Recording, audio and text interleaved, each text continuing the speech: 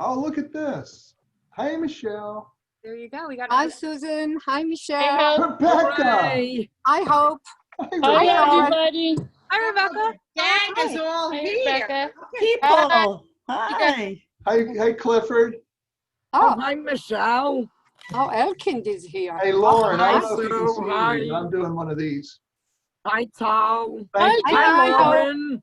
Okay, hi, Hope. Hi, Diane. My Hi, favorite Hope. broker. Hi, Tal. Hi, Ruthann. Hi, Hi, Sue. Courtney. Hello. Hi, John John. and how are you? Hi, Andrew. Diane. It Doherty. sounds like the Waltons. Yes. Yeah. Not Roberta. That's why I said hi, John Boy. Roberta. John Boy. Hi, John Boy. That being said, everyone's here. I'm going to go ahead and I am going to mute everyone. Please note that if at any point in time, let's go over a few house rules quick. If at any point in time anyone here has a question, whether it's a board member, whether it's a participant, an attendee, if it's me or Ruthann asking each other a question, there's a few features and ways that you can do that. You can either use the raise hand button, which does come up on Zoom for you under participants, or if at any point in time you just want to give a gesture, I will do my best to be scrolling through everyone to make sure that I can see everyone, or you can just put your question in the chat feature. Everyone will be muted until we prompt you to unmute if necessary. It just makes it a little bit easier for us as hosts to really go through and make sure that you guys are getting the full presentation experience while we're all at home comfortably. Does everyone understand how to use the raised hand feature? So Teresa, even if they don't, no worries. They can even go like this, and I'll Like this? Okay, good. I'm going to be reading the room that way just to make sure, because I know sometimes it can be tricky. Quick things that we want to go over as I mute you all. Ta-ta. And then I'll unmute Ruthann. I hope. So a few quick things that we just want to let you know is that this meeting is being recorded. If at any point in time you are uncomfortable with being on video, please feel free to go ahead and turn off your video. You're more than welcome to stay. We just want you to know that it is being recorded so that anyone can access it if necessary at a later point in time. A few other group rules is that we just want to make sure, I don't see it being an issue, but it's always something to cover, that while using the chat feature, it's appropriate. Please note that if you are trying to send someone a private message, both Ruthann and I can still see what you're saying to one another. Just be mindful. We never really see it being a problem, but it's something that we have to say. Another rule, if at any point in time you need to take a break, that means going to have something to eat, if you need to go to the restroom, please leave your device where it is. Don't bring us with you. You're all wonderful people, but we don't want to go with you on an adventure. So go ahead and turn off your video if you feel inclined to do so, and just go ahead and take that break. We'll see you when you get back. Sometimes Zoom can be a little bit difficult. It's something that we're all really becoming masters at, but something that we're still continuing to learn. If at any point in time you get kicked off, please come back in. We'll make sure that we get you back into the meeting and caught up to where we were. Some audio on some of the videos that we are watching does go in and out. Please feel free. For us, it's as loud as it can be. If you're having difficulty, turn up your audio on your personal device. That is in your control, that's in your hands. If it's too loud for you, feel free to turn it down, whatever you need to do, whatever works for you as you're watching. Ruthann, is there anything else I need to say? Oh, hey, I'm Courtney, by the way, if you guys don't know me, while we're at it. I will be helping out today, specifically helping John, Ruthann, Darlene, and everyone with their presentations, and as well as Sharon. So Sharon couldn't be here, so I am the representative from the Community Connector team. So if you guys have any questions about that and what it means to be a community connector or get connected to your community, let me know. All right, so Ruthann, we're ready? Perfect. And I see Rebecca with a thumbs up. I love to see that. Yeah, she always knows what's going on. She's so supportive. So I'm going to Awesome. go into present. Okay, great. Thank you, Courtney. No worries. And I'm going to mute myself, and here we go. Okay. Welcome, everyone. Really quick, can we just get a thumbs up if you can see the screen? Great.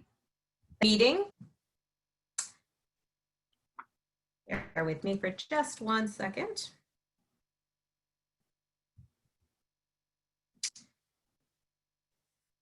Okay, just wanted to get to my agenda. So a little bit different this year. If you recall, last year we were at the Harbor Fields Library in Green Lawn. So now we fast forward 1 year ahead. We're holding our first virtual meeting tonight. But even though we can't be together in person, we've had a lot of practice over this time using Zoom. So I think that you'll find that it's still going to be interactive, that it will be informative, and we have a lot to go over tonight, so we're happy to be here with you.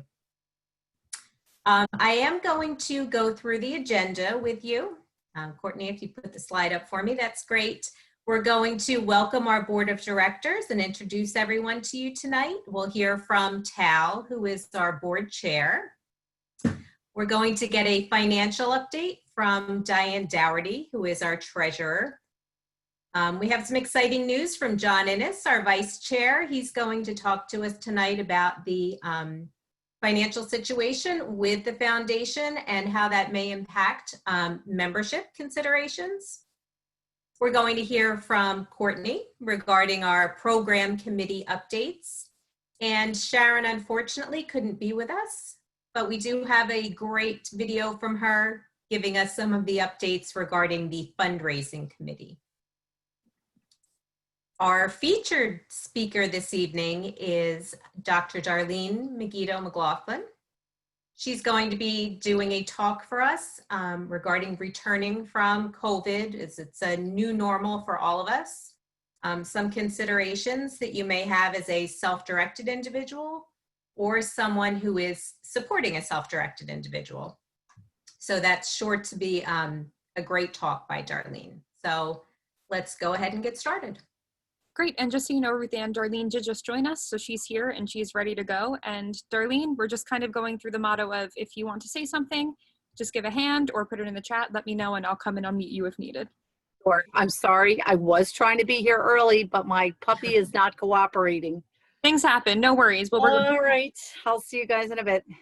All right. So 2020, what a year it's been. Certainly been a year that's filled with challenges for all of us individually as well as an organization. But with every new challenge, we found new ways to support the individuals that are part of the PBS Community Foundation, and we really became a vital resource for our community during this time. I'd like to share with you some of the things that I reflected on. Rather than the negatives, some of the positive changes that I think really came through during the past year. First off, we really refocused clearly on our mission for the PBS Community Foundation. We found, independence without isolation. It clearly took a new meaning during this pandemic. The entire community felt the effects of isolation. So we really grew closer to our participants with their DSPs who were importantly considered essential workers during this time.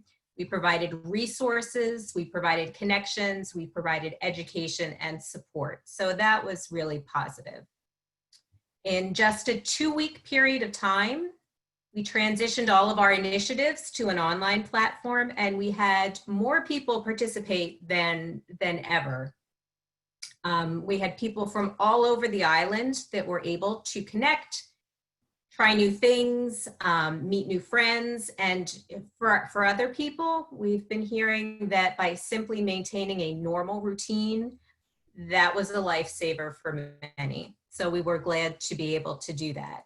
I was simply amazed by the creativity that came from our program and our fundraising leaders, as well as our supporters and everyone that really pitched in. I said, while others went on pause, the Community Foundation certainly pushed forward. We did through the spring and summer, to name a few things. We did trivia nights, a murder mystery, we did a top-notch cabaret, a yoga and mindfulness sessions. We did an ASL class, cooking lessons, and much, much more. The list goes on and on. So I do want to acknowledge everyone and say thank you, thank you, thank you for everyone that gave their time and their talents over this past year. It was greatly appreciated. Also this summer, we did form, for the first time through the foundation, a PBS Community Foundation Diversity Committee. That's something that's very important during our time. We know that we're already committed to the inclusion of the self-directed population, but we really decided to take a closer look at the diversity of our organization, of our donors, of our constituents, in a broader way in terms of race, gender identity, sexual orientation. So, you're going to be hearing a lot more from this committee in the upcoming months. Operationally, we had a few changes as well. This was a good time for us to take a step back. We amended our bylaws. We implemented a conflict of interest policy. We are creating board committees that are really going to promote the structure for the long-term sustainability of our organization. So I do want to say thank you to the Pro Bono Partnership, as well as Aiken Gump, Strauss. They were definitely essential in helping us put together those important things. So we're grateful to them for all of their help and assistance over the year. And finally, I'd like to say, just how impressed and honored that I really was to be part of this organization, because we really continue to fight for the well-being of our participants throughout the year, for their families and friends during these unprecedented times. We supported each other, we educated one another, we shared our resources, and I really feel that we broadened our circle of support as an organization. So, even though our path is unclear, we're going to be moving forward together.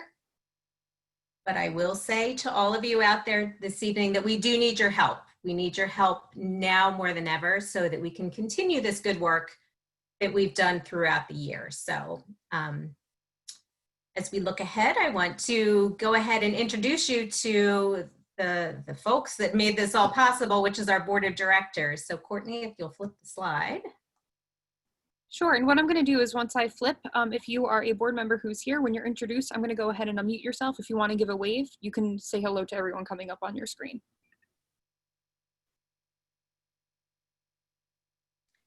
Okay, first we have Diane Coleman. Hello, Diane. Diane Doherty. Diane Doherty is our treasurer. Teresa Giacobi Greco. I'm scrolling through my pages. Where'd she go? There she is. Roberta Grogan.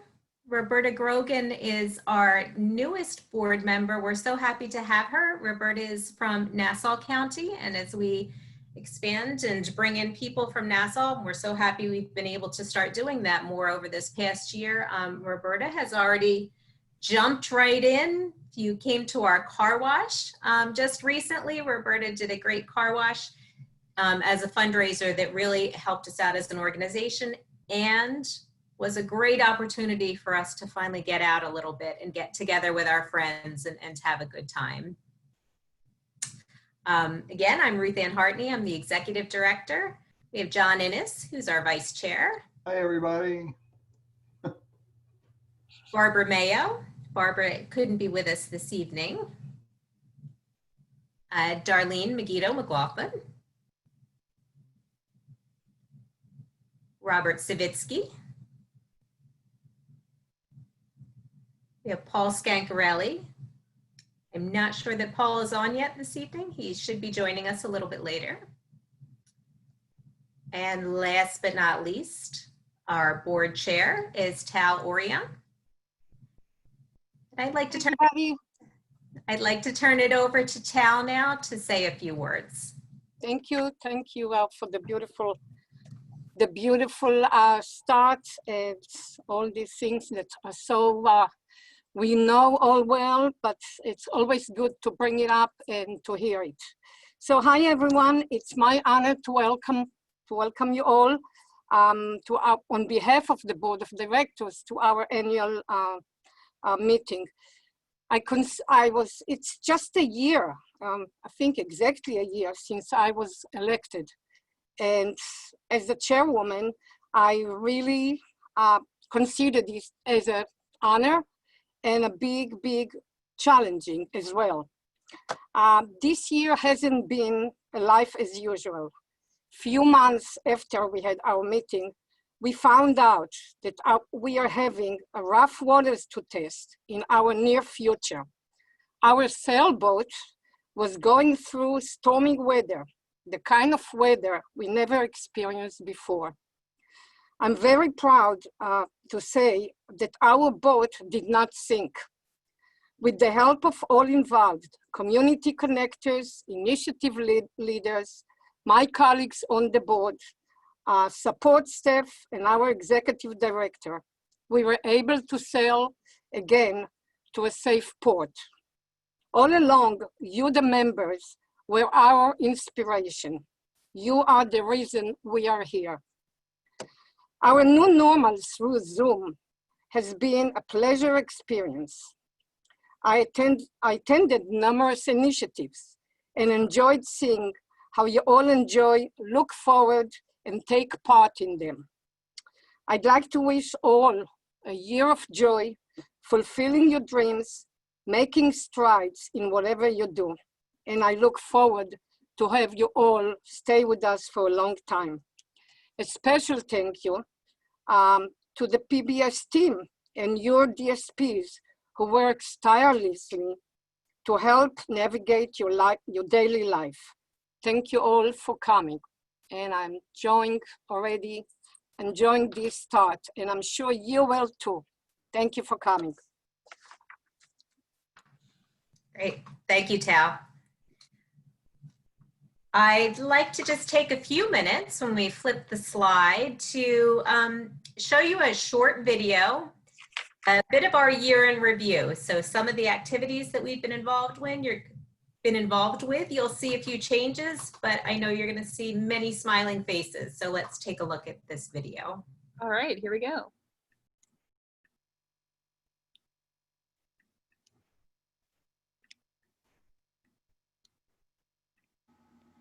Welcome to the PBS Community Foundation annual meeting. While things may look different than they were last year, we are thrilled to see you all tonight as we continue to celebrate PBS Community Foundation and all of our progress over the past year. In November of 2019, we were able to host our PBS Community Foundation annual family dinner dance celebration at the Mill Ridge Inn. Our night was spent with friends, family, and community members celebrating inclusion and the importance of self-direction in our community. It was most certainly a night to remember. Throughout the year, we were able to host 2 emergency preparedness trainings, one in Suffolk County and one in Nassau County. Before we knew it, PBS Community Foundation was ringing in the holiday season with cheer, joy, friendship, and love for all. Many initiatives included the holidays into their programs, such as Ugly Sweater Bowling, Bake Off, and caroling. Our annual Valentine's Day Bake Off made us feel loved and celebrated as we shared delicious treats with all. In March of 2020, our initiatives went virtual as well as our fundraisers as we started our Support Us So We Can Support Them campaign. As our programs continue to meet online, we look forward to the memories that we will continue to create with our community here at PBS Community Foundation. With record-breaking attendance for our initiatives and fundraisers, PBSCF has proved that there is nothing we can't do. In the darkest of times, our community has come together to support all, and we thank you all for your support. Here's to another year of memories and growth.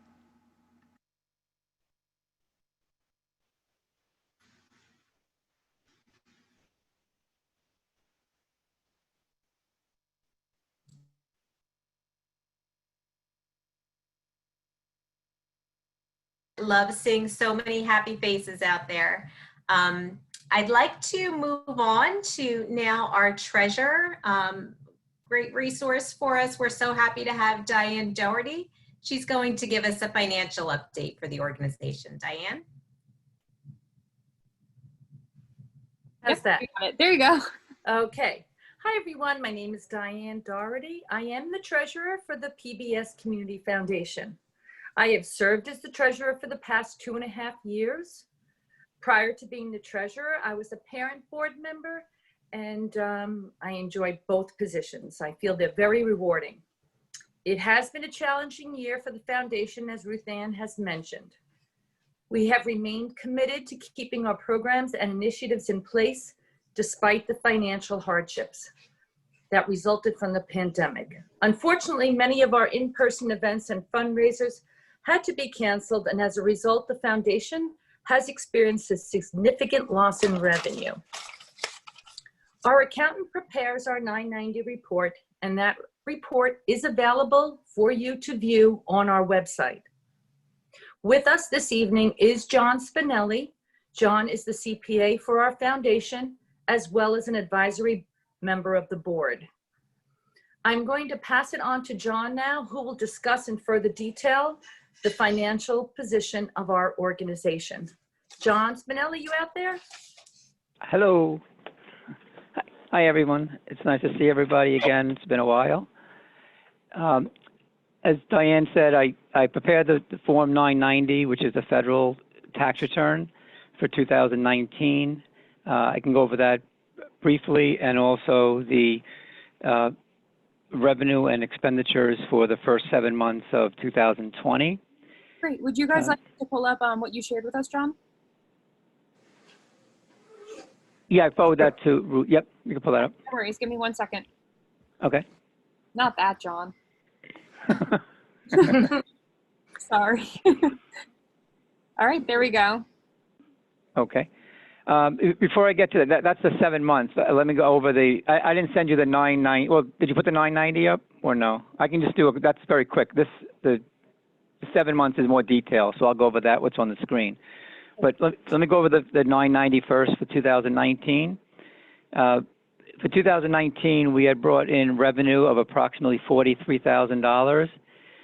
Of that $43,000, $16,000 was from contributions, about $20,000 was from special events, and $6,000 was program revenue.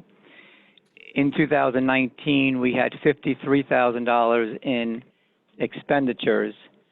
So we spent about $11,000 more than what came in, which is fine. We started the year with $132,000 in the bank, and with the $11,000 of excess expenditures over revenues, left us with a cash balance of about $122,000. Now we turn over to 2020, the report that's on the screen. And this is a summary report. There's more detail behind it that I don't have that in front of me, but I just tried to summarize it. So for the 7 months, we brought in $66,000 of revenue. The largest amount was the individual and corporate contributions. That was $38,000 from the PC, that being the largest contributor. The special events, that's net of event expenses, a lot of that being virtual, obviously, in 2020. The largest expenditure we have are the program expenditures, which is $38,000, and you see them broken out there. $27,000 being the community connectors, the largest one. The other expenditures are equal about $36,000. It's $35,833. Of those expenditures, the largest would be the salary. So for the 7 months, our expenditures were $74,000 compared to the revenue of $66,000. So we had a deficit of almost $8,000. So with our bank balance starting at $121,000, we spent $8,000 more. However, we still have a cash balance of $102,000, but we have $11,000 on deposit. We have $6,000 on deposit from events that were canceled, the golf outing and the family dinner dance, and we have a $5,000 deposit on the legal retainer. So technically, we still have $11,000 in assets plus our $102,000 in the bank, and the difference between that and the $121,000 starting balance is the deficit of the cash going out. So I think we're in a pretty good financial position. Obviously, if we can start having, real life fundraisers again when the world opens up, I think we'll be in a better position. Thank you, John. That's my report. Okay. Thank you.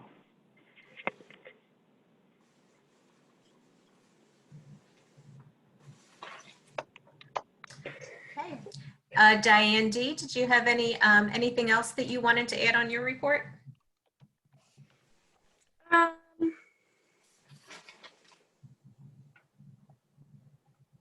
I don't think so. I think John covered everything. You know, like I said, we cut expenses where we could, and you know, we anticipate having less revenue, you know, for the year, but there's really only so much we can cut and still maintain our initiatives. So, you know, we have to strive for more for that. But we do definitely want to, you know, we cut where we could. And I think we did a good job doing that because we have maintained our initiatives. But, you know, with the having less revenue for the year, there's really only so much we can do. So for that, so. Great. Thank you, Diane. Thank you, John Spinelli, as well. We appreciate that. Thank you. I am going to move on to John Innes as we're talking about the financial situation of the organization. As you know, Diane and John both highlighted, it was a difficult year. It's also highlighted for us that in order to maintain our wonderful initiatives and to, you know, continue offering the services that we offer to the self-directed community, we need to look for a more steady, substantial source of revenue for the organization in order to sustain that in the long run. So John is going to have a conversation with us about some of the considerations that we are having for membership or other possibilities for regular donations to the organization. So John. Well, thank you, Ruth Ann. So when we first talked, I wasn't on the agenda for this meeting initially, but when we first talked in a committee meeting the other night, we felt that it was important to talk to the people that attended tonight about the reality of the situation for the foundation. And we jokingly said, maybe we'll call it straight talk from John. And we didn't go with that. And yet I feel like I want to set the tone here because we just actually heard that,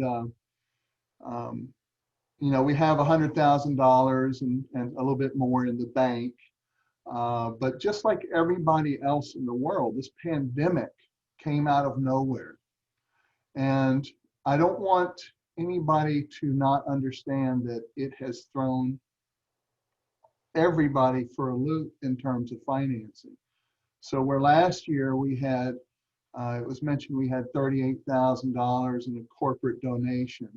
That funding is not guaranteed going forward. We had to cancel our golf tournament, which was our #1 fundraiser.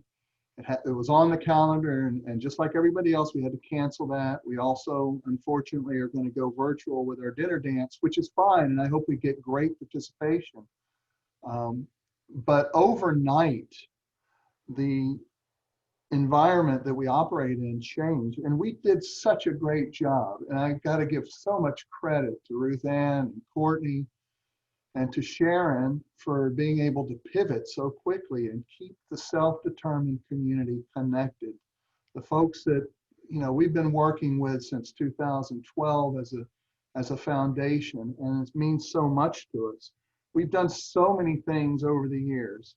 So I don't want anybody to hear that we've got a certain amount of money in the bank and not know that the real deal is that there's no guarantee that if we can't find additional sources for revenue, that we'll be able to provide the same initiatives that we've provided in the past, or that we, you know, I shudder to think about it because our heart is in the foundation. But if you know, we would shut down initiatives if we had to.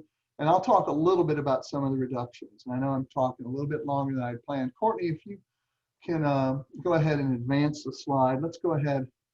And that's a great picture, by the way. That's a really good map. It's the same shirt I'm wearing right here.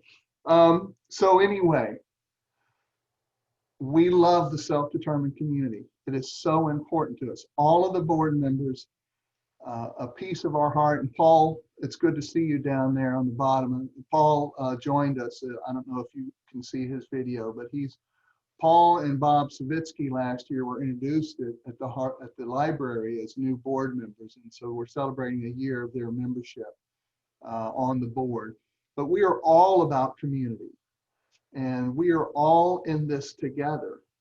We have done such a great job in pivoting, keeping the connection between individuals that are self-determined. And it really warms my heart to see Lauren on the call, and see Rebecca and Michelle and other self-directed. Hope's a big part of the foundation.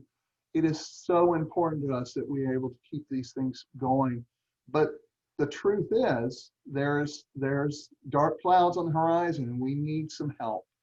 So we've done a lot of really great things over the years to support all self-determined individuals that have wanted it or asked for it in any way that we've been able to figure out how to do.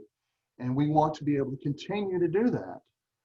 We absolutely want to continue to do that, and we want to do more. And Hope, I've seen your text messages. I know there are other things that we can do moving forward, but we're not going to be able to do it if we don't get some help. And I'm going to straight talk you. We need some help.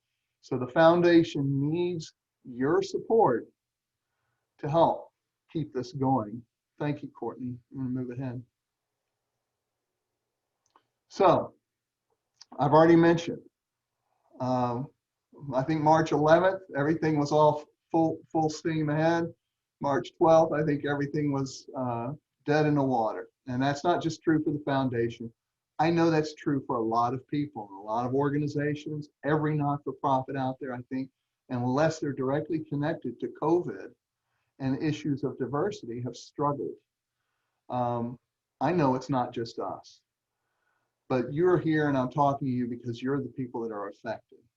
So our expenses, the expenses we incur to keep the initiatives and the foundation going are greater than our income. Now that was true last year by $11,000, but we had a cushion in the bank. Well, like I said, some of the sources of funding are not guaranteed. I can't read your phone there, Hope, but I see it.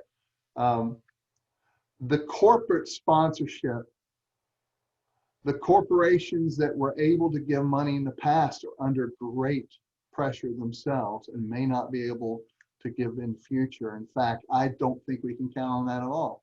We have a golf tournament scheduled in June of 2021, but none of us on this call really know for sure what's going to be going on in June 2021. I hope that we're all sitting in a room together sharing a hug. But our expenses are greater than our income. And when that happens and there's no end in sight, something has got to change. And we've done some things to address the funding problems. We've reduced the foundation's expenses. We cut our staff by 25%. We've instituted salary cuts for members, for staff at the foundation. So we've done what we can, and we don't incur some of the expenses we had in the past because we're all virtual, but it's not the ideal situation. Those expenses, when we come back to being in person, are gonna be back in our lives, and we need to be able to carry forward. So something's gotta change, and the ways that we can address that, including reducing expenses, is we can increase the amount of personal and corporate donations. Now, the environment for corporate donations right now is extremely, extremely challenging. I personally have a recurring donation I make every month to the foundation. And it's not a large amount of money, but I do it every month. And some of our other board members do the same thing. And we would like to increase that activity. So, you know, for years, Teresa and Barbara started Glee, then came Diane with Crafting Connection, along came Catherine and Diane in Nassau County with Nassau Voice, the emergency preparedness, the gardens, all the things we've done. How many of us have either gone to that or have a loved one that goes to that, and when it's over, we think, wow, That was free. And that was great. That might be worth to me. Is it $5? Is it $10? I don't know the answer, but it is worth something. And we know it is. And we've wanted to keep things free forever. But in the world it is right now, that's not really going to be possible. So we're looking to increase our recurring donations, whether it's $5, $10, or more that you could make on a monthly basis. That's great. And I saw in the chat, Hope, that Hope does all her Amazon shopping and identifies the foundation as the charity that she supports. And I know Teresa does that. I do that. Quite a few of us do that. I wish I could tell you that brings in thousands and thousands of dollars. Keep doing it, Hope. Don't stop. But it doesn't. It brings in very small amounts of money, but we need everything we can get. In order to move forward, we are talking very seriously about moving forward with a PBSCF membership model. And Courtney, if you don't mind. So this is a proposed set of membership benefits. It's not complete. It's not set in stone. But what we're looking at is providing continued admission to all currently existing PBS Community Foundation initiatives. That's the GLEE, that's the Crafting, Nassau Voice, so on and so forth. In addition to that, and some of you may remember that for quite a few years, Teresa and the gang in Smithtown would organize these dances at Smithtown West High School. Well, that venue is no longer available to us at the present time, but they were extremely popular. Anytime we can have a dance, people love it. I love a dance. Who doesn't love a dance? So we're looking at creating exclusive admission to members only events at least 2 times, 4 times, and if we get enough members, maybe even more. Things like dances, dinners, field trips, game nights, other social mixers. We can be very creative on that. So as a member of PBS Community Foundation, you would be exclusively allowed into those type of events. In addition to that, you can get discounts on other events, as well as foundation merchandise, and perhaps some other things that we are not, have not yet identified. Now, before anybody starts thinking that this is going to happen tomorrow, it's not. Things are moving forward. Courtney will tell you, we got GLEE or crafting scheduled. There's going to be midweek meetups. We're going to keep going and doing what we're doing. But as we move down the road, the amount of money in the bank account is going to shrink at an ever increasing rate. So some point in the future, we will be moving to some sort of membership. And I would like to hear from our community how they feel about that. And there are no wrong answers. I've got a little poll that we've set up here in the presentation. I can do this, Courtney. I can do it. I can do it. I'm going to pull this poll up on the screen. If you are self-directed or you are answering on behalf of somebody that is self-directed, please answer the 4 questions. And before we just real quickly, the questions are targeted to those that are in the self-determination community, people that have budgets that may or may not be looking to get reimbursed for a membership. We will also be introducing some other types of membership that, of course, would be outside of self-direction. So I'm sure that people have thoughts, feelings, and questions around this. We've been talking about it for years because we saw that, you know, we needed to go to a model that was sustainable for the long term for the foundation. So let's launch this poll. It's going to pop up on your screen. Here we go. I'm going to click that blue button. It's 4 questions. And the first question is, I want to know which of these initiatives you have attended. Have you been to The Voice, GLEE, Crafting Connection, Speed Friending, Yoga with Dan? I didn't mention Dan till now. How can we forget about Dan? If you would, just click. Is everybody able to see this? Okay. I haven't got any votes in yet, it doesn't look like.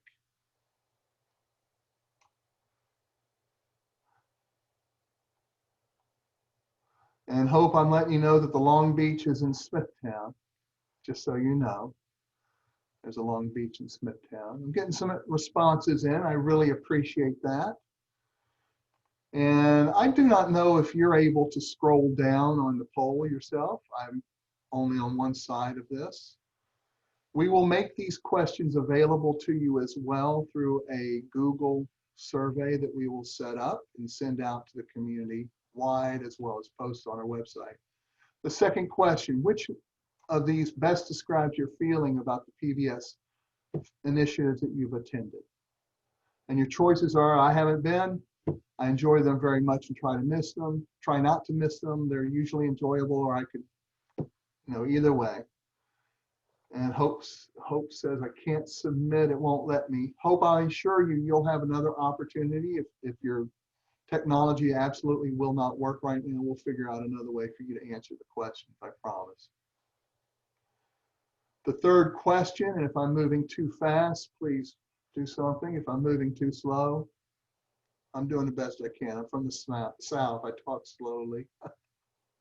So only for SD participants or somebody representing them. I definitely would be interested in becoming a member of the foundation if it meant that I could continue to attend these events as well as special events.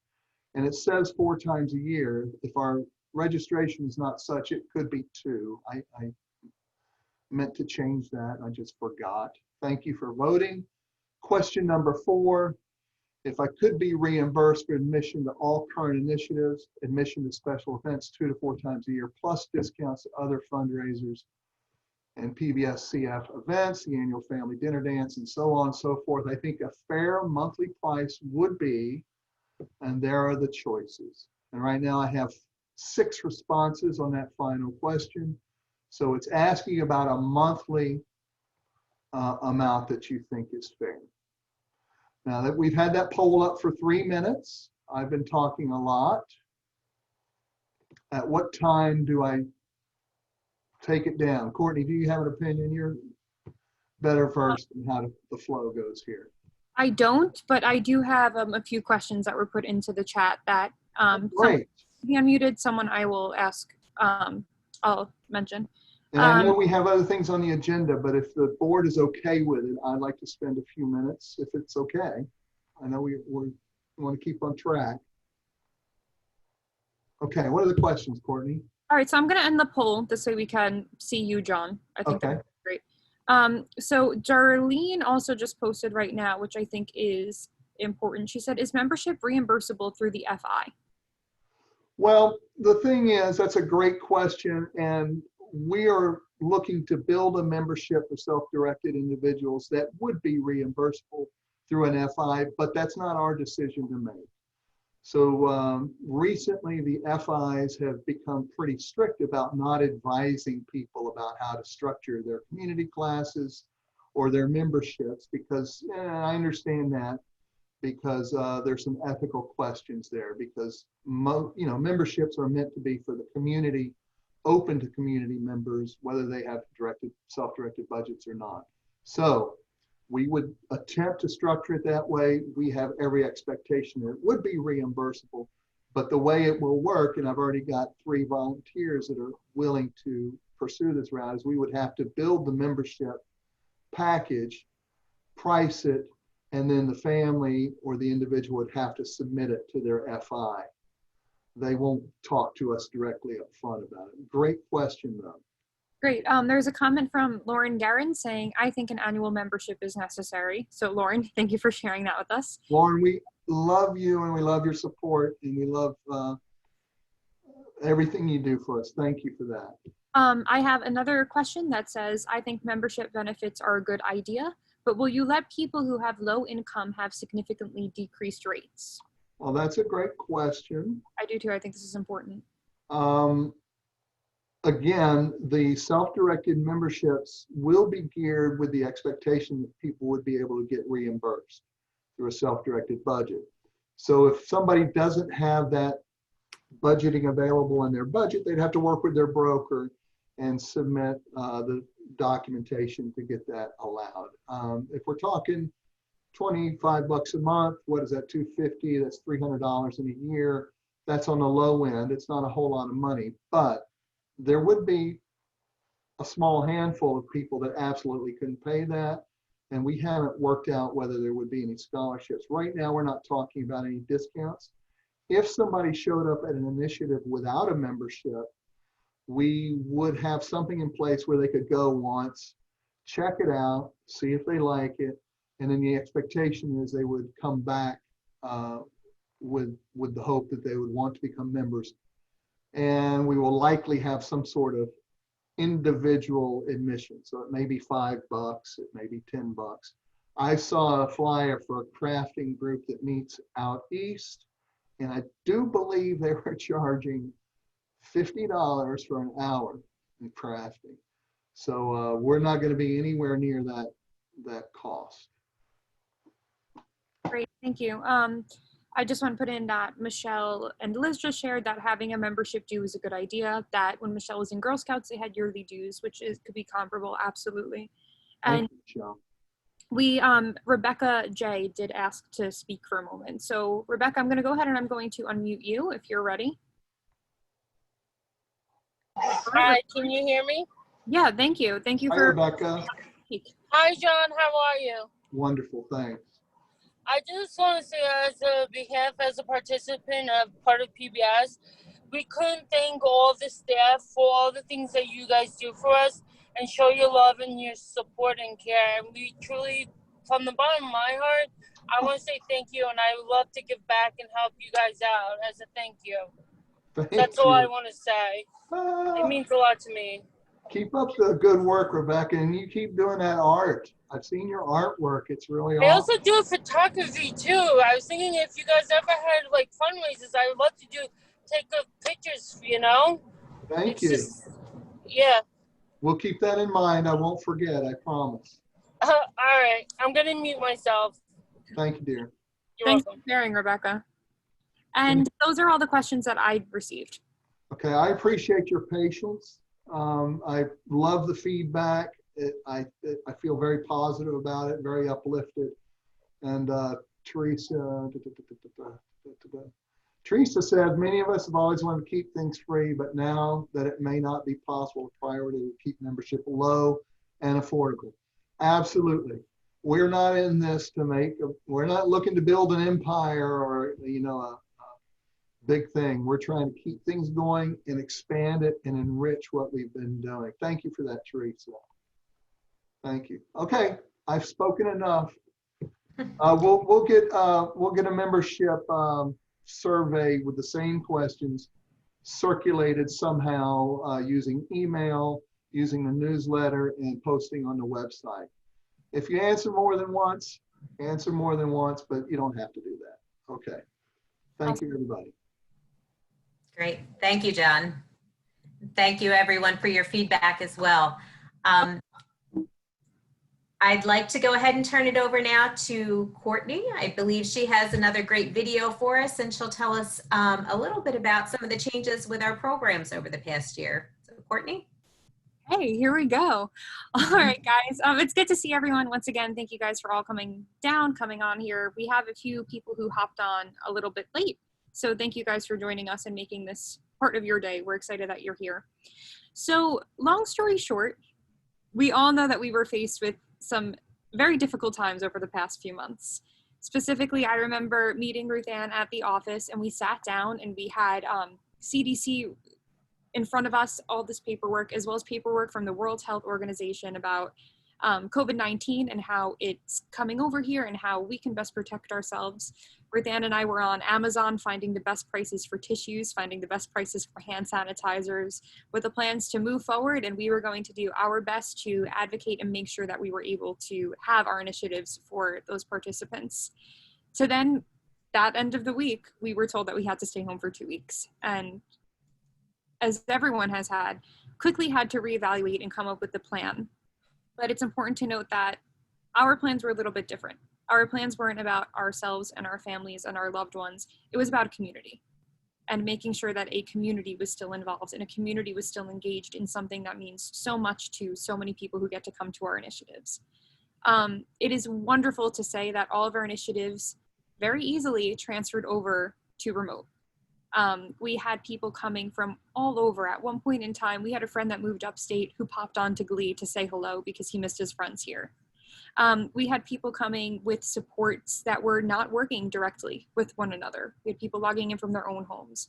And we were able to have this growing sense of community that in a time where it was so simple to feel so alone, that there were people there wanting to see us and wanting to see each other. And more importantly, encourage one another and support one another.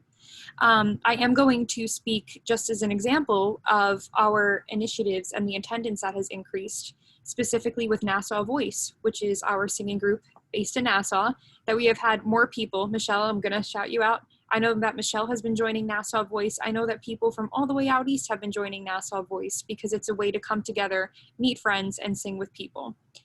Another initiative that I am going to briefly highlight before the video is Midweek Meetup. Midweek Meetup is known for going out and accessing the community at all different places, whether it's getting donuts and playing Uno together at the Donut Cafe, whether it's going and doing a beach cleanup at Ronkonkoma.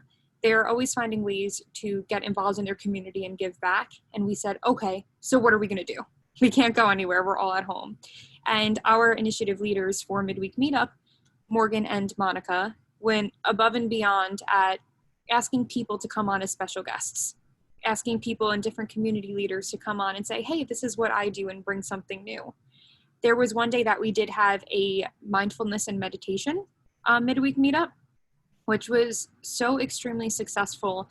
And that one specifically sticks with me because so many people came forward and shared how the foundation has impacted them. And how when you sit there and you self-reflect about things that are going on positive, that so many people, we were on that initiative for longer than an hour and a half. They wanted to share about how they felt and how they made friends and how they're continuing to make those relationships. And we have a few people who are on here with us tonight. I see that Marianne Luizzo is here, so I don't know if Steph is here, but Steph is here every single Glee, dancing in whether it's her backyard or downstairs. Steph is always there with those moves supporting us. Rebecca, who just spoke, is always there seeing, what can I do to help? What can I do? Hope comes to every initiative that she can with a smiling face, giving us awesome feedback and ways that we can continue to grow and develop. I know that Michelle is here, and Michelle has done the same, always saying, what can I do to help? I want to be involved. And Lauren is here, so Lauren knows from multiple experiences, whether leading an initiative or also having a self-directed individual who's very important in her life, coming to everything. I'm here, ready to go, ready to take place, ready to participate. And I think it goes without saying that these initiatives are so important to us all. And I feel as though bringing that sense of community, when in a little bit of time it was difficult to do so, we have proven that we can do it. So I have a little bit of a video that we put together, and I'm going to give a special shout out to Andrew because it's not my voice. I said, people are going to get sick of hearing me talk all the time. So can you sit down and can you make this video with me? And he said, okay. So thanks, Andrew, for helping me do a voiceover on this. And let's see what happens.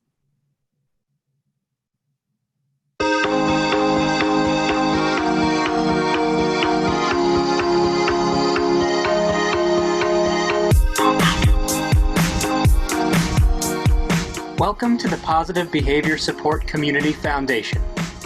Based out of Green Lawn, New York, we strive to create and provide the best quality initiatives for those living a self-directed life across Long Island.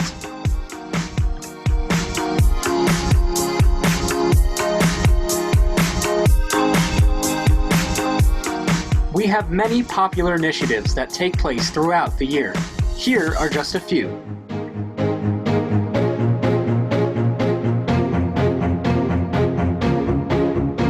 First up is Big Time Glee, or Glee as members affectionately call it.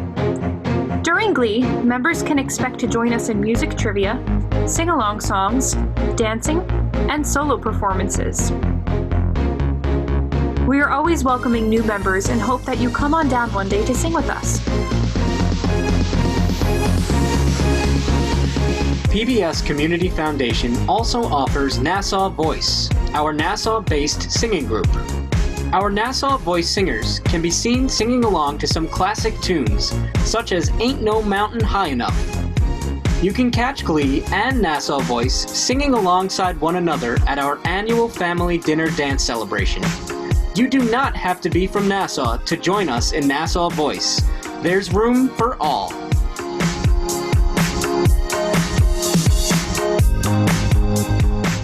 Are you looking for new and creative ways to explore your community? Midweek Meetup is a place for you. Midweek Meetup meets at various locations in the community and provides interesting activities to all. From bowling to create your own donuts and mindfulness to gardening, Midweek Meetup attendees are always in for a great time. You can catch us on Zoom right now as we join together for game nights, luau, trivia, gardening, mindfulness, and more. Are you looking to get into the practice of yoga, or perhaps already a yogi?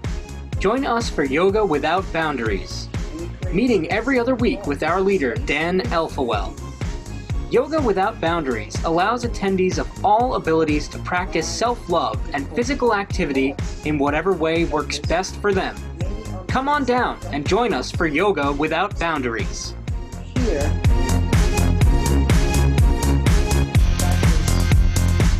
Last but most certainly not least is the Crafting Connection. Meeting every other week, attendees can keep calm and craft on with a variety of projects. You can color at the coloring station, create beautiful jewelry at the beading station, play board games, and even work on the selected craft of the week. Release your inner artist and join us at the Crafting Connection. We hope that you consider joining us at one of our upcoming initiatives. Whether meeting online or in person, you can find all information for our initiatives on our website, www.pbscommunityfoundation.org.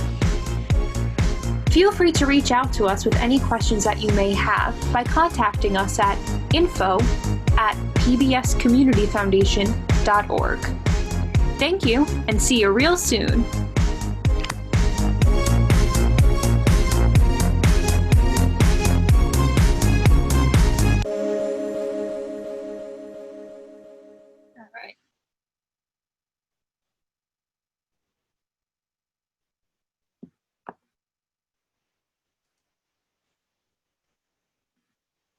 Great. Thank you, Courtney. That was fantastic.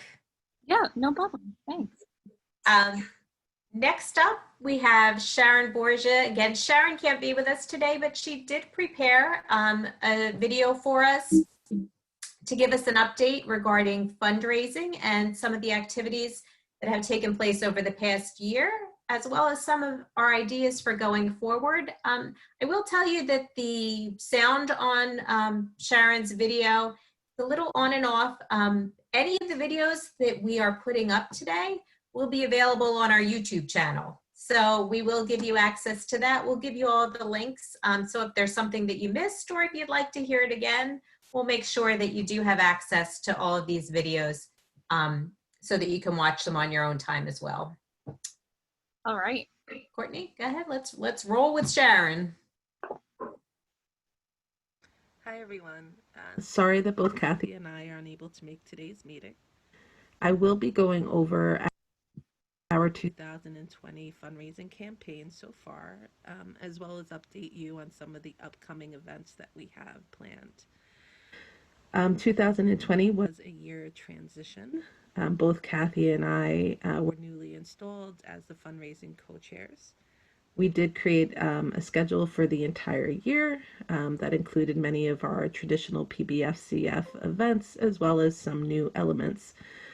One of the new events for the year was Puzzle Break. It was our first foray into Nassau. It was a lot of fun and a really great way to start off 2020. We also did our Applebee's breakfast, which is always a lot of fun. When the COVID-19 pandemic did hit, we were forced to change our schedule and to adapt quickly. We did create a series of virtual events for the year. The first part of that was our trivia nights. So we created a series of trivia games that we did pretty much every other Saturday night. They were a big success and they were very good in creating a stable schedule for our participants. We also had a cabaret, we had a murder mystery, a Wheel of Fortune, and a GoFundMe campaign that started. I have to say we had a lot of really great volunteers who jumped in and hosted some of these events, planned them, were very involved. So I was very thankful for everybody who was able to be part of these activities. Unfortunately, there were some events that were planned that had to be fully canceled. So we had the golf outing for 2020. There was a committee already working on getting that going for the year. Unfortunately, it was canceled, but it is rescheduled for 2021. So that is in works, and we are excited about that. We also had our Ducks fundraiser, which was also postponed for the year. We had just this week our first semi-live event or live event during the time of the pandemic, which is our car wash. It was spearheaded by Roberta. She did a great job. It was our first time being out in the community again, and it was just a really great event. The rest of our events for the year are going to continue to be virtual. The first one coming up is our virtual Cosplay My Way, which is October 17th from 7 to 9:30 p.m. This event, is a series of different breakout rooms and cosplay-based activities. We still are looking for people who want to just be involved, who want to just talk up the event and spread the word about it. So if you are able to do that, please let us know. Our second really big event is our virtual gala. So this is in lieu of our annual dinner dance. The gala will be on November 12th from 7 to 9:30. The gala will have a series of breakout rooms where we will be highlighting some of our initiatives. We'll also have a place where people can contact the board. We will be having a comedian for the night, some dancing, as well as a series of awards and speeches that are going to highlight the work and need for PBSCF for the year. This is a very important event for us. It's a celebration of the work that we do, and we need some help. This is one of those places where I could really implore you to get involved, to spread the word, to buy and sell tickets to the event. Reach out to your community leaders, reach out to anybody you know who would be interested or who should have some connection with us that would want to be part of this event. We are looking for people to buy sponsorship packages. We have a solicitation letter as well as some business forward invitations that we have set up for this particular event. So again, this is really a place where your involvement would very much be appreciated. Lastly, for the year, we have our variety show, which is basically just going to be a holiday show to celebrate the year and really just kick us off for 2021. So we are excited about that. There is possibilities in the interim that we will be starting up our trivia again, just to give people something to do while they are home during the winter.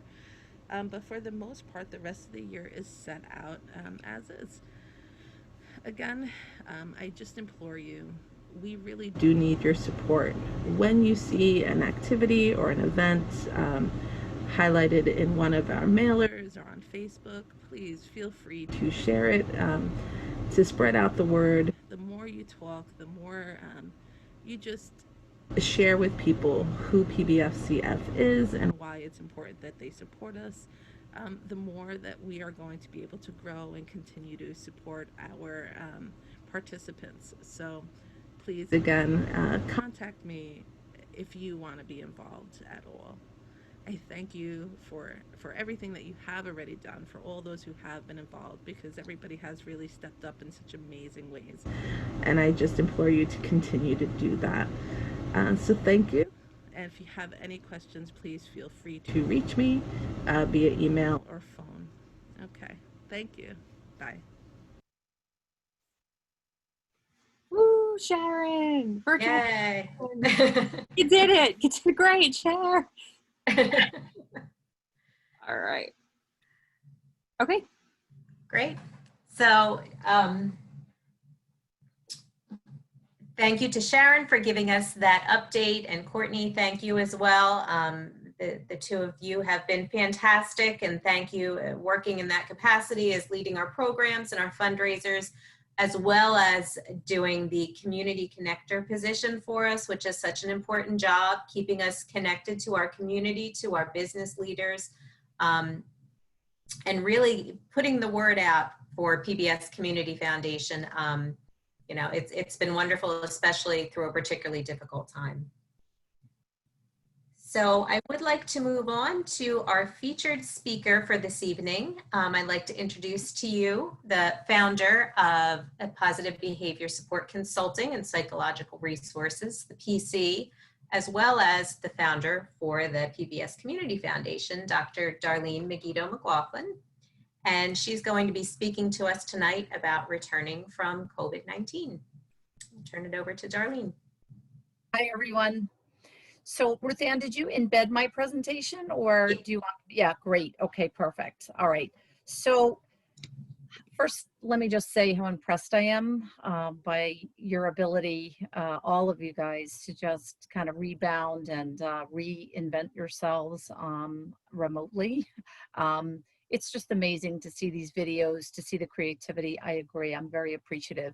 And I just, you know, I want to kind of, you know, start off the return from COVID-19 also on a positive note. This was a very trying time, but you know what? Out of lemons, we make lemonade, right? And I just wanted to, you know, kind of reassure folks, you know, the PC has always been almost a sole donor. I'm not going to say completely, but you know, the PC actually doesn't stand for private corporation, it stands for professional corporation. And I just want to reassure everyone that the PC is in every way committed to continuing to support the PBS Community Foundation. What happened last year when schools closed is we had some tough decisions to make. We had no revenue coming in during a COVID period, March, April, May, and June. And also reduced, you know, kind of situations in July and August. Everyone was uncertain. Some services were suspended. You know, some people weren't going to school. It was a real mess. And we had to make some decisions, you know, in terms of our own clinicians and keeping people on board and who was going to go on unemployment and, you know, how we were going to survive. We were very committed to being able to pay people through the COVID period, which we did. So we did not disrupt anyone's income, even though there was no, you know, the schools were closed. So in guaranteeing everyone's welfare, we paid out the amount of money to the foundation that we had committed for the year, and basically said, okay, we're going to set this aside, 38,000, here you go. But we don't even know if we're going to be open next year. That was kind of the messaging that you got from John. Well, we are open, and over the COVID period, just to kind of reassure you guys, PBS PC has done a lot of reinventing itself as well. So we have, we're in the process of splitting our services into one group, which is, you know, really serving the autism community, and the other group serving a lot of mental health issues. We are trying to build our capacity to take insurance, to do more direct psychological services for adults with disabilities who are living in the community, where 90% of our work has always been school-based services. So we're looking to expand there. We're doing more diagnostics and testing now. We're doing some product development and downloads for ComHab staff. So we are reinventing ourselves, and I'm just letting everyone out there know that to the extent that we survive this crisis and reinvent ourselves and, you know, get ready for the next wave, which will really be a combination of telehealth services and real life services. At that point, what's going to happen is we are going to, you know, re-up our support for the foundation and hopefully continue to be, you know, a major donor. So I just wanted people to hear that from me. I know John is trying to paint worst case scenario, and I appreciate the independence that has emerged out of this crisis. But we are in every way, shape, and form committed to making this a positive experience. Okay, so just wanted to head up the talk with that. So we are returning from COVID-19. Not yet. You need to give me just 5 minutes. I'll tell you when. I know, but where's the like hot mats that I should put the meatloaf thing on? Sorry, guys. What's that? You could just put it on top of the counter. Yeah, the glass thing. Okay, bud? All right. I apologize. So we have I'll share with you guys, all of my staff know this. We have a brand new puppy in our house, and he is very demanding this week. And so I have been late or distracted from pretty much every meeting. I was happy to have a virtual week this week, but in about 3 more days, I'm pretty sure he'll be all shaped up. And by next week, we won't have any more interruptions. So, all right. So go ahead, Courtney, you can roll. So we have a lot of new challenges here, okay? We are all making an attempt in various needs and efforts to return to activities, but we've had an extra long break, right? And I am very sure that everyone on this call, it kind of feels like you're waking up from hibernation, right? You're trying to get your stride back, you're trying to get your head on, you're trying to get, you know, your focus back. So that is definitely a new challenge for everyone, for the moms and dads, for the people who work, the people who are home, people with disabilities, people without disabilities. We all share that. We all have that in common, right? We have more unpredictability in our lives now, more irregularity, schedules that feel a little bit different, right? And especially if you have family members who are sometimes, you know, going to school, sometimes home, sometimes going to work, sometimes working from home, right? So there's a lot of irregularity, and irregularity can kind of throw us off a bit. We also have higher expectations for virtual and remote contacts and virtual and remote learning, right? All of us collectively. And hope I can appreciate some of your, you know, chats and frustration. It's not working. I'm submitting it. It's not going. You know, wow, I can't really hear Sharon. That audio is not so great. We'll have to repost that. Well, we all live that every day now, right? So who's got internet disruptions and who's got, you know, poor communication? And, you know, that's a challenge for everybody. And it's a new challenge because in the past, it didn't matter so much. Now it's kind of like a lifeline, right? So we are not always able to move about spontaneously. I don't know about you guys. You sound like a very upbeat group as a whole. Sometimes it's fun to get out of bed and just kind of say, you know what, I'm going to go here today. And I'm in the mood to eat at this restaurant, right? Can't really do that anymore, right? Because we don't know if that restaurant's open. We don't know if it's already full to capacity because it's reduced to capacity and there's this distancing thing. And, you know, so we just can't kind of get up and go like we used to, right? It requires more planning and more, you know, more thinking ahead. So that's a change as well. We have some changed access to some activities, you know, travel and entertainment, which is really important for our mental health, has been significantly impacted, right? Probably everybody had some kind of change of plans. It might have been for some of us, Teresa, I know, had 2 weddings planned this year. that was a big focus. Both of those weddings got derailed by COVID. We had people that had vacations planned, right? Travel planned. Suddenly they couldn't go, or maybe their travel plans are coming up and they're still uncertain. They're not even sure if it's going to happen. So there's a lot of changes in terms of our ability to just, do the things that we like to do, right? We have some differences in our ability to just move smoothly, right? There's limited capacity, there's contact. Look at that, Hope. There's another edit. Contact tracing. That should say temperature checks and social distancing. I know for me, I've only been to the nail salon one time since COVID, but my gosh, I went in there. I had to take my temperature. I had to fill out a form, tell everybody where I was, I guess, in case there was an outbreak there, they could find me, right? Normally I could sit and dry my nails under the dryer, but on this particular day, they just slopped some like fast dry stuff and sent me out the door. And of course I got the dents in them. So that was a source of frustration. So just kind of trying to make it real, right? There's a lot of things that you don't even think about that you take for granted that all of a sudden now are just a little bit more challenging, right? And we have some other demands on us, including wearing masks, washing our hands very frequently, and even using hand sanitizers. And I know my two kids say to me, Mom, can you please just buy the swab? It's the only hand sanitizer that smells good. Some of them are kind of skanky and they're sticky, right? And it's not so much fun having to do all these additional things, right? But the important thing is, as much as these things are challenging, right? Challenges bring people together. And I think that's what this night is really about. Okay. Go ahead, Courtney, you can roll forward. Okay. Many people are fearful that they might get sick if they go back into the world, that maybe their family or friends might get sick. Some folks experienced a loss of maybe a family member or a friend or someone they knew, friend of a friend, right? Many of us have had changes in our family stress level, right?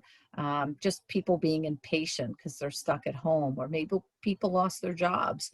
And so they're worried about how they're going to pay their bills, right? So we've all experienced at some level, some stress in our household that's just a little bit different, not necessarily good or bad, but just that feeling of things being different, right? Some of those differences and some of those unexpected changes can make us nervous and can also make us sad, right? So, when people are nervous and sad and worried about being sick or losing somebody they care about, that can cause some challenges, right? So one of the things I want to talk about tonight is what we can do, right? People with disabilities who are in that same situation, right? There might be some additional things that can be worrisome, which is just a basic understanding of COVID-19. And, it's been very frustrating to get good information about a virus that people have never seen before, right?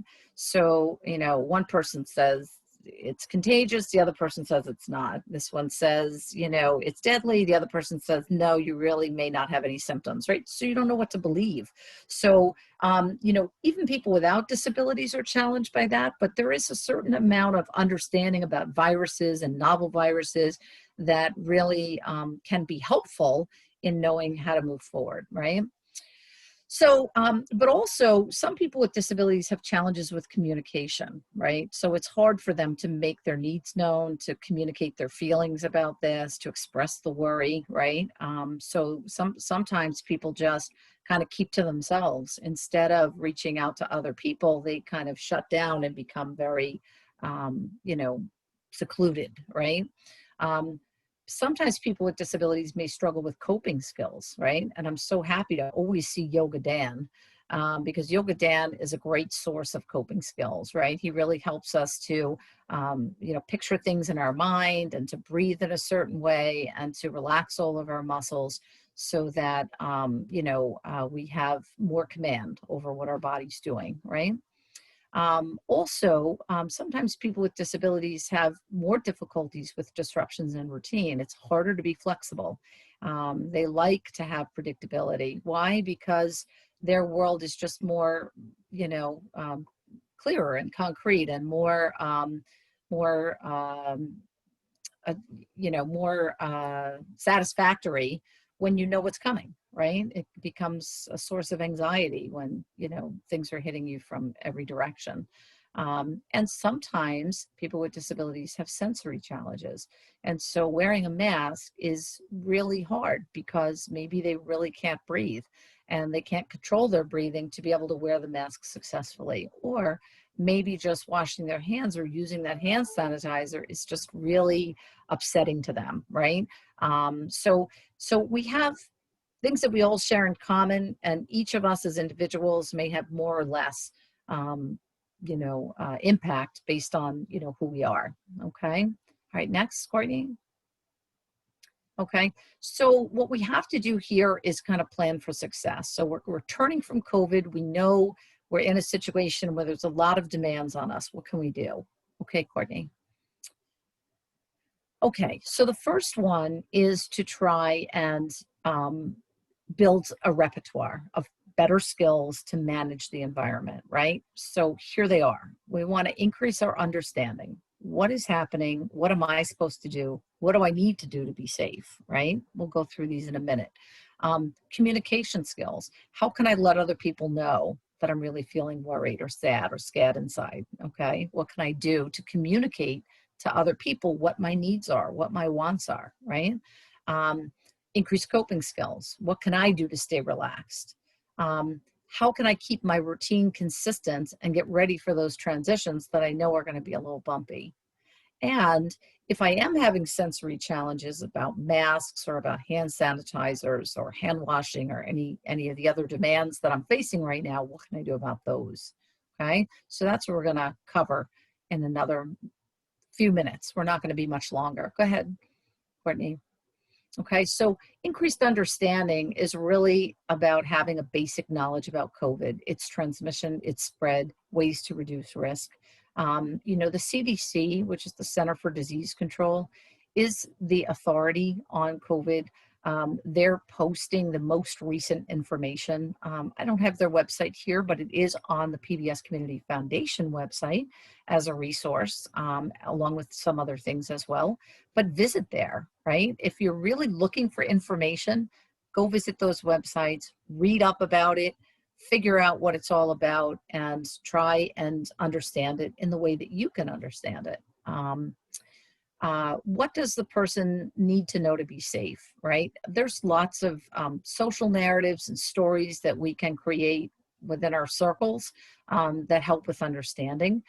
Sometimes visual supports. And I think what I love most about COVID is that the rest of the world is finally getting to appreciate what people with disabilities have appreciated for most of their lives, right? There are all kinds of social distancing placards on the walls and stickers on the floors, right? So it's very easy when you go into it. This morning I was in the bank and I knew exactly where I needed to stand, right? And I knew how far I needed to stand from someone else. That's a visual cue. Those kinds of things that are everywhere in the community now really do help us to get through this situation. And, it's a level playing field, which is nice, right? Okay, next.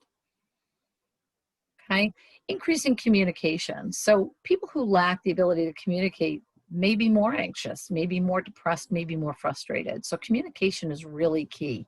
I'm going to tell you, encourage daily communication, right? You should be speaking to somebody, to your DSP, to your parents, to your therapist, whoever is within your circle of support, and just say, if you have questions, ask them. If you have answers, share them, right? Learn how to get comfortable expressing your feelings. Doesn't have to be long and complicated, could be pretty simple, right? And using language that's relatable is very important when we talk about feelings. It's kind of interesting. I'll share with you a story. So there was a young man that actually is a colleague of mine, and he does have autism. He is somebody who I worked with many years ago, but I'm still in touch with. And he said to me, he said, Darlene, do you think that Christmas will be canceled this year?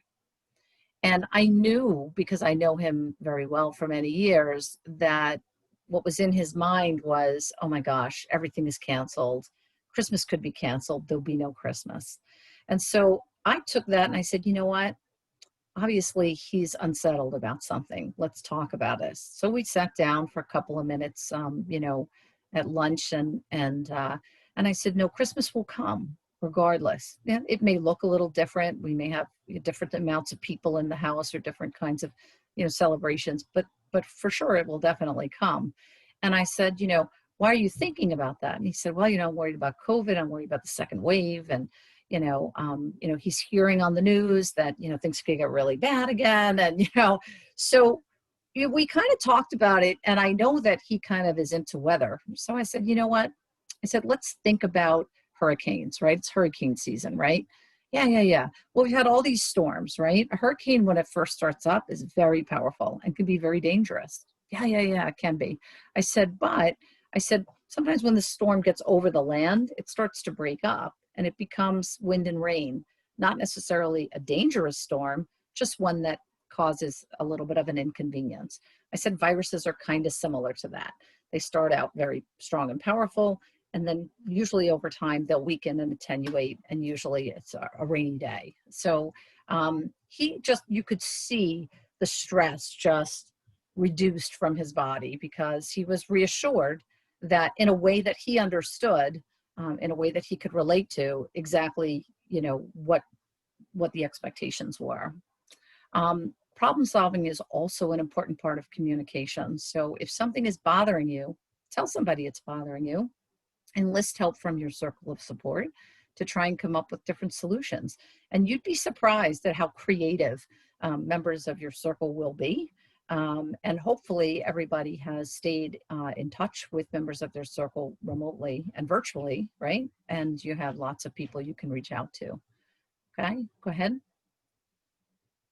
Okay, the next one is coping skills, right? It's important to teach, to learn, whichever side of the equation you're on, coping skills, and practice them regularly in advance so that you know what to do when you're upset. It's very hard to do yoga if you haven't practiced yoga. I think you guys will all agree with that, right?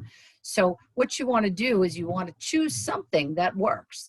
Maybe deep breathing, maybe counting, maybe a stress ball, right? Or a fidget toy, something you spin. I mean, you know, we all have things that, I had this, PBS gave out a pen a while ago. It had like this little fuzzy hair. And I used to play with that all the time when I was at a stressful situation, right? It made me feel better. You know, identifying emotions, exercise, right? Running around, doing some jumping jacks, right? Maybe even looking at some stories where other people are using different coping strategies, right? It's equally important for the helpers to recognize that these are challenging times and to use coping skills, relaxation, and you guys talked earlier about mindfulness to reduce stress. So there's lots of options out there for stress reduction. And really, if you have none in your wheelhouse, you want to start choosing something from the list or developing something that you can count on. Okay. All right. Next. All right. Keeping your routine consistent, preparing for transitions. Give yourself a little extra time for all the check-ins and all the things that you need to do differently.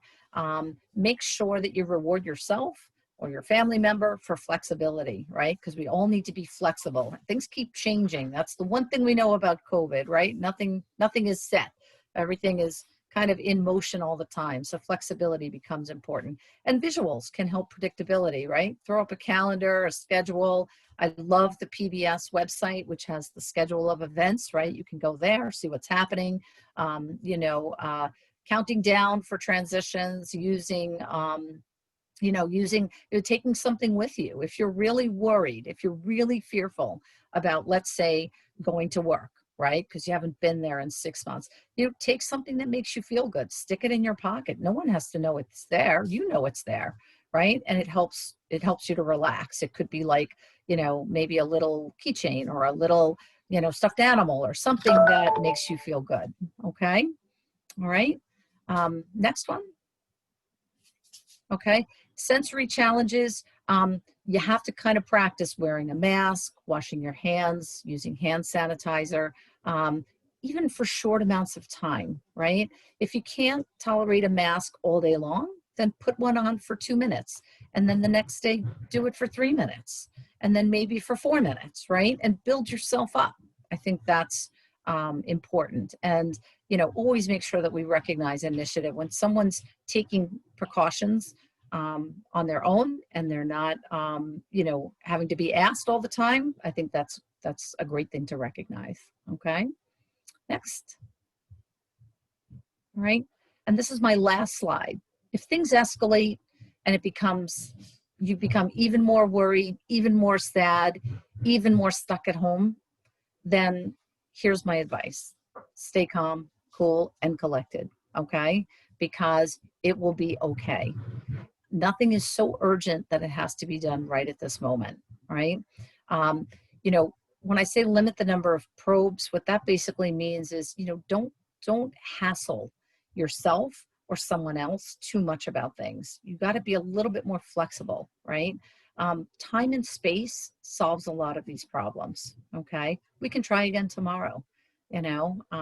Maybe you'll want to practice this on your own and then we'll do it together, right? Simple, direct language, empathy. Uh-oh, here comes the puppy. You guys see him coming in behind me. So good thing I'm at the end of my talk. She's tired, so she's not gonna. Okay, thanks, Colin. All right, be empathic, which is basically try and understand life from the other person's point of view. Identify the source of the problem. If it's just a general feeling of anxiety or sadness, try and say, why am I feeling this way? What's making me feel this way? And what can I do to solve the problem? Okay, every problem has a solution, even a global pandemic, right? And very importantly, utilize your circle of support to coach you through solutions, okay? So Courtney's got her puppy on here too. I just saw someone's comment. That's great. So so that's basically it. So, you know, work on some skills, get ready to re-enter the world. Many of you have already re-entered the world, but you know what? You have to have it in your vision to do so, because this should not permanently change anyone's life.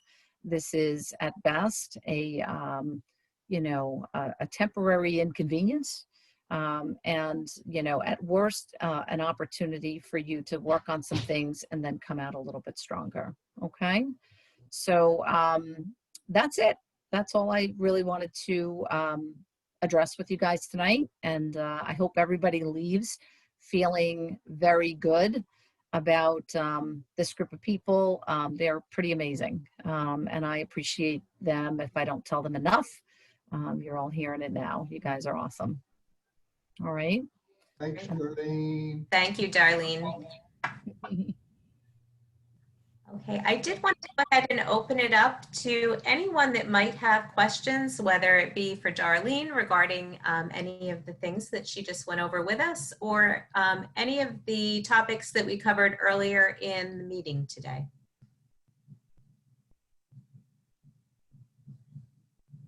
If you'd like, you can type it into the chat, or if you'd like, you can raise your hand, or through. So whatever works for you. Paul vibes.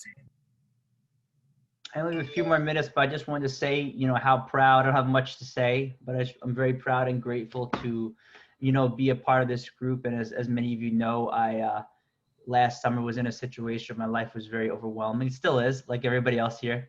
But I was very grateful to be welcomed here and on the board. I know I don't get to make it to a lot, but I try to make connections and moves when I can, and I look forward to helping out more. But yeah, I just wanted to say thank you to everybody, especially Ruth Ann, who goes above and beyond for this group. And I just look forward to just being of use in any way I can. Been a little crazy with school, so I apologize for having to leave this meeting early, but I hope people know that they can always reach out to me if they're looking for any connections or anybody that I might know that can be of help. I'm always here. So I just wanted to say hi and bye. Thanks, Paul. Thanks, Paul. So Michelle and Michelle just asked, will Yep. Darwin slides be available? And the answer is yes. We'll be happy to send them to you. And the video is also Post them on the website too. Yeah, that's fine. Great, thank you. Let's see, I'm going through to see if anyone else has their hand raised. All right, well, Ruth Ann, I think we can say. Yeah, Well, I see Hope is ready to be done. Lauren has her hand raised. Go ahead. Lauren, if you just need to unmute yourself for a moment. I know. I just wanted to say, Darlene, that was a great presentation. And as a parent, like watching it, like I really, like the message that you were, getting across. It really, was a great presentation. Yeah. Thank you. I have a passion for what I do. Anyone who knows me knows that very well. And I will say, John and I have been at this for a number of years, trying to figure out how in the heck we can be of more use to self-directed families in a climate where the rules and regulations and structure is just completely out of sync with with everything else. So we are still working on it. And as I said, we are trying to build our capacity to do private insurance work and mental health counseling. We're looking at the possibility of maybe doing some groups for anger management, for coping, for social skills, those kinds of things. We would absolutely make those available to the self-directed community once we get ourselves together. This COVID has forced us to reimagine a few things. So, I think you're going to see some more presence of PBS in the future.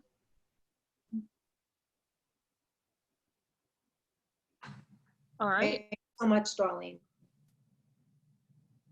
And Courtney, I think I'll let you close this up for us. Courtney had worked on during the past couple of months while we were quarantined and really, really struggling through the pandemic. She headed up a positivity project for us, which I think it's a worthwhile watch and a nice closing to our meeting tonight, because it really shows what the foundation is all about, what is the heart and soul of the foundation and why we do what we do.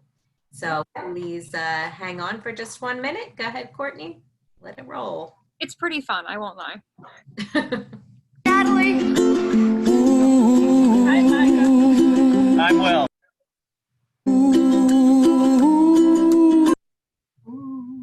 No, we're just gonna keep singing it.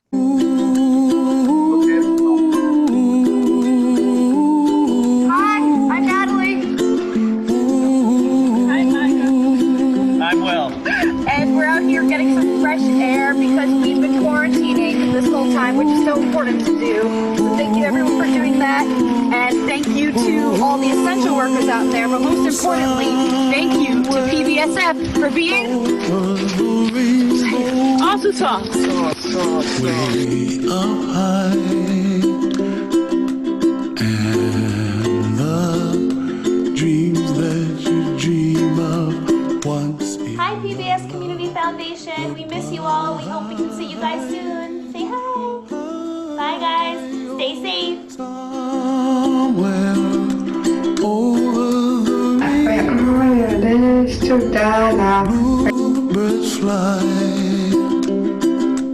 and the dreams that you dream of, dreams really do come true.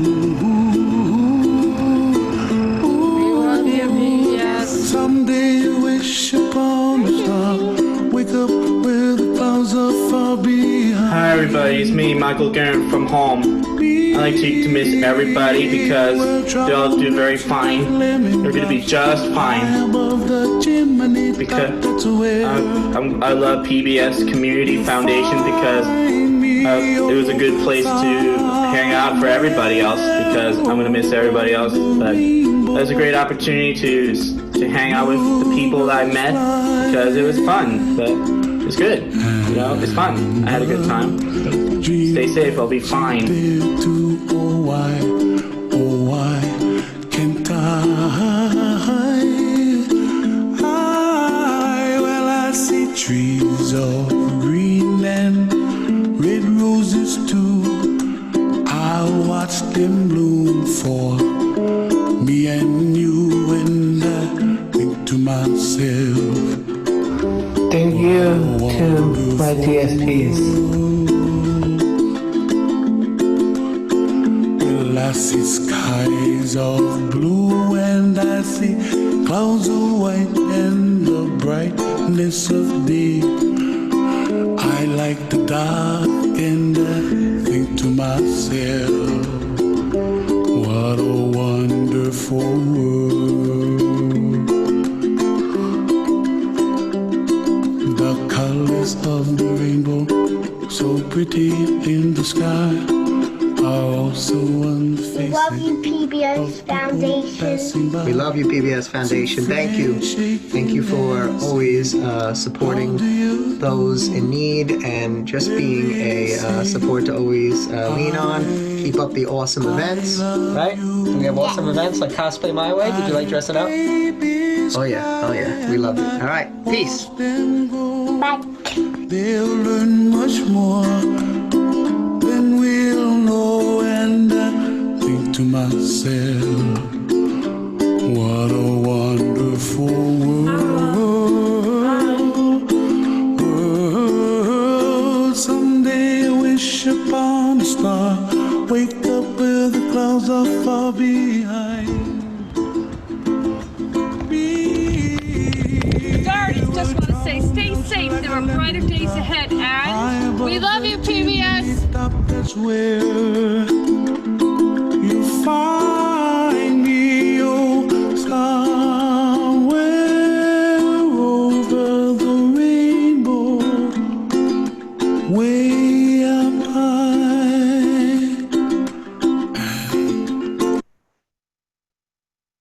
No, I don't want to watch So Jazz live stream. Get out of here. All right.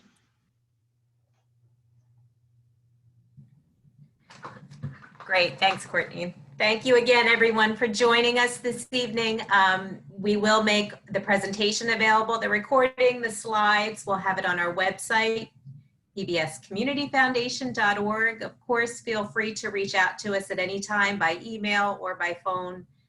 We'd love to hear from you. So please, everyone, stay safe. Thank you for being with us. Thank you for sticking with us, and we hope you'll stay with us for a long time in the future. Good night, everyone. Night. Nice hat, Chris.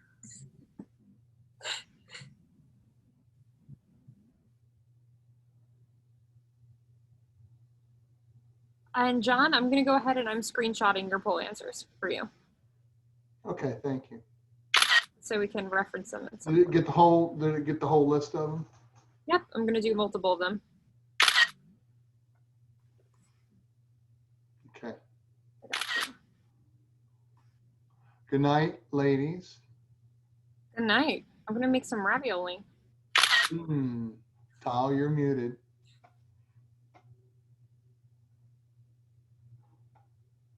Thank you, Courtney. Thank you, everybody, John, everybody, Michelle, Diane, thank you. It was great. Right. We're going to end this thing. See you guys later. Yeah, bye. Good night.